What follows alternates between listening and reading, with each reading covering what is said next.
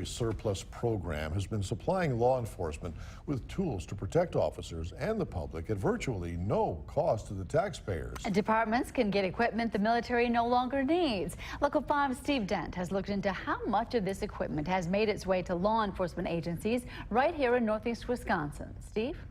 Well, Tom and Aaron, it's called the Chapter 1033 program, and it dates back to 1997. Here in Wisconsin, the most common items police have are the standard military rifles. Agencies statewide have obtained 2,000 rifles worth nearly $1 million.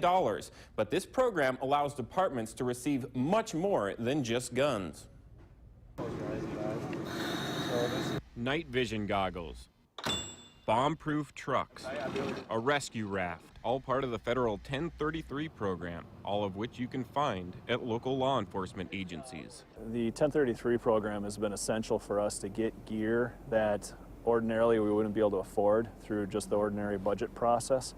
The big ticket item in the program is the mine-resistant ambush protective vehicle, or MRAP. You know, I've always described it as a great big bulletproof vest on wheels. Appleton Police, NEENAH PD, Door, and Brown County Sheriff's Departments all have an MRAP that had a price tag of $733,000 brand new. For less than $10,000, the Sheriff's Office was able to obtain an MRAP that hopefully we never have to use, but if we do, it's something that's critical to protect lives. Brown County's Chief Deputy Todd DELAIN says items like these are an investment in security for a community, especially one like ours. At Lambeau Field, obviously, if there's a situation where we were worried about explosive devices or stuff like that,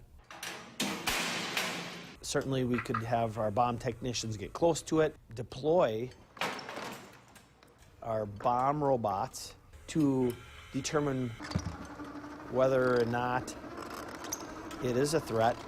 And while we're doing that, we can further protect our bomb technicians in the MRAP, which is specifically designed to withstand an improvised explosive device.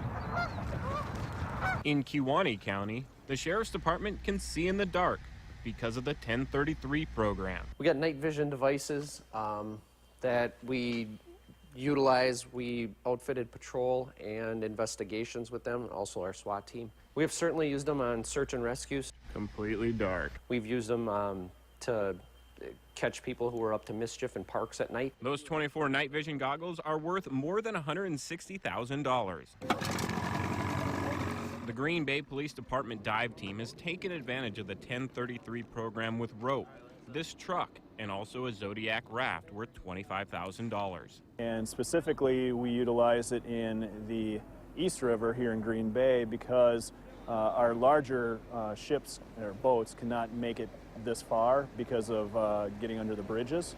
So this is ideal where it fits under all the bridges. We can trail it right to the dive site and carry it right to the river. They've also acquired 4 underwater scooters worth $5,000 apiece. The underwater dive scooters were great pickup because they allow us to search greater areas of the river and lakes and not exhaust the diver. The images from Ferguson, Missouri's response to protests have had an impact. But according to NEENAH Police Chief Kevin Wilkinson, it's not how you may expect. We don't want the police to become, you know, the next national military. And I've been in this game now for 33 years, and from my perspective, we've become less militarized. It's more an issue of appearance. What does it look like? What do the police look like, especially if they're in SWAT gear or they're in riot gear? Area police will continue to use the 1033 program, but say they must balance getting necessary equipment and not having the police look like an army. Almost every law enforcement agency in Northeast Wisconsin has got equipment through the 1033 program, but one county has chosen to go in another direction, and that's a story that's on our website at wearegreenbay.com. Interesting, Steve. What agency has the most of this excess military stuff, if we can call it that? Well, the Sturgeon Bay Police Department's really good. They've got radios, laptops, televisions, telescopes, medical equipment, life jackets, and even ladders. Sturgeon Bay has it.